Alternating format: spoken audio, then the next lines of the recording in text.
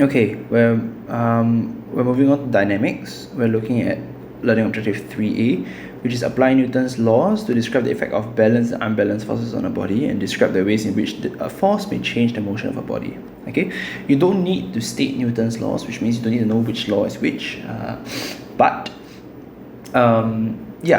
in fact, there is one law that I guess in the formula kind of tells us the whole story, right? It's Newton's second law. Newton's second law is often remembered as F equals to ma, or resultant force equals to mass and acceleration.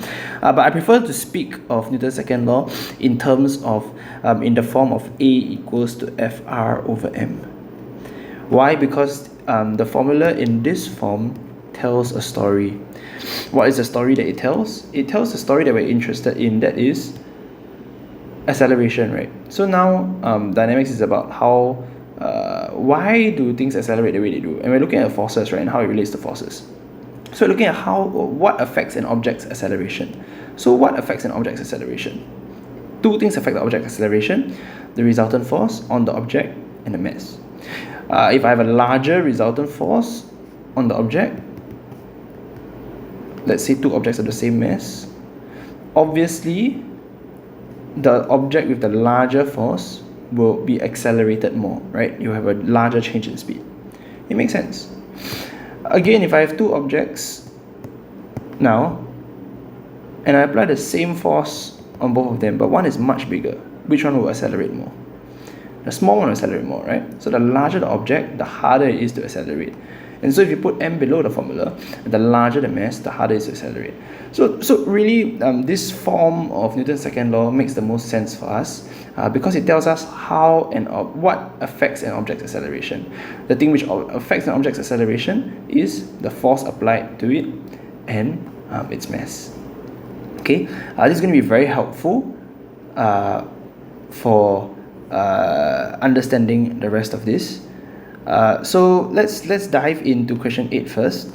The unit of force is the unit of force is the Newton. Okay, so the unit of force is newtons. And an object subjected to what forces will accelerate? Okay, so it's when it's subject to unbalanced forces, the object will accelerate. Right? So if I have a resultant force, right?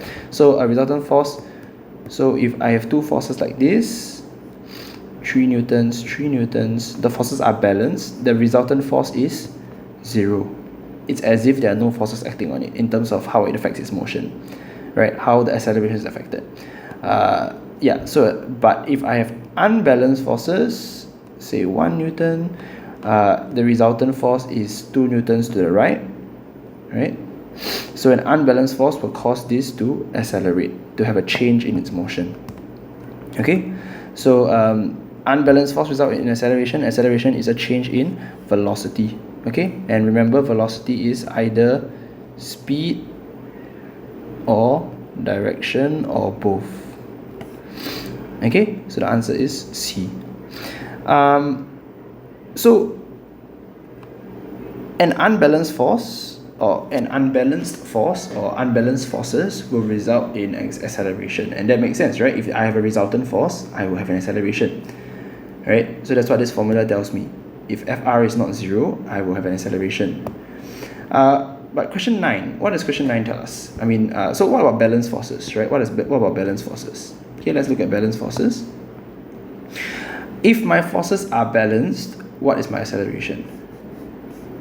Okay, if my forces are balanced, what is my acceleration? If my forces are balanced, right? So this means balanced. My Fr is, my resultant force is 0. And so if my resultant force is 0, my acceleration is 0, isn't it? So if my forces are balanced, that means that my resultant force is 0. That means that my acceleration must be 0. And if my acceleration is 0, that means that there is no change in motion.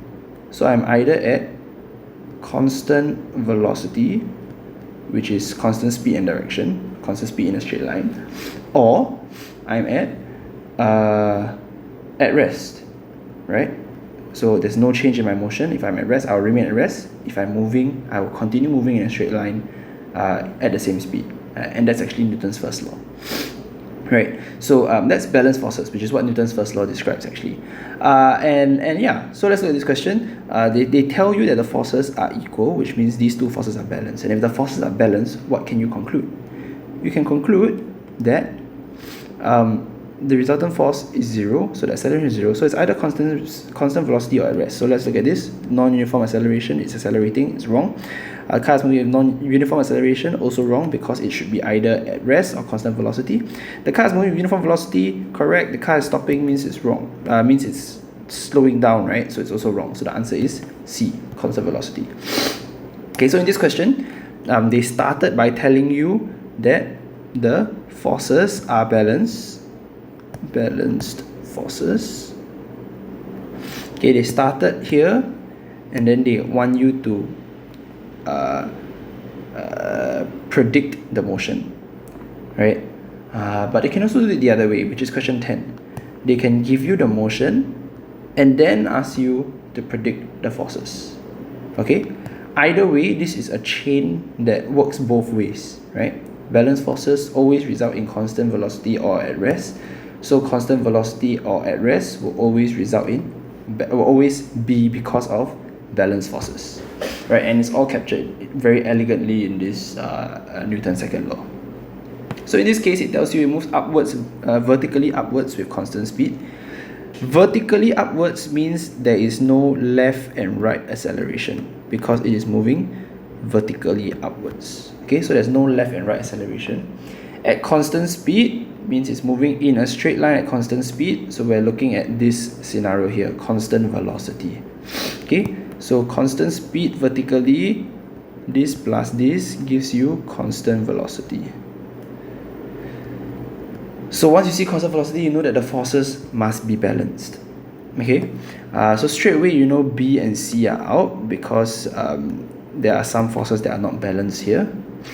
Between A and D, which is correct? Okay, the main difficulty with this question here is, of course, the tricky part here is that it says which statement must be correct. Option A does not absolutely have to be correct. All four of them do not have to be exactly the same magnitude.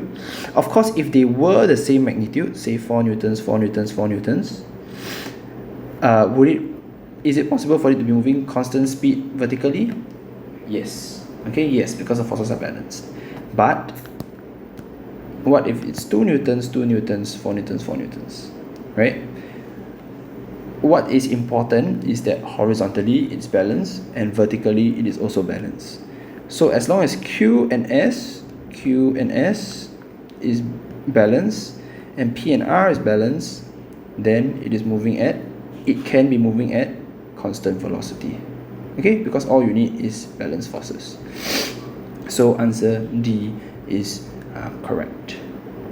Okay, yeah, later on we're going to look at examples of what happens when it is not balanced forces. Okay.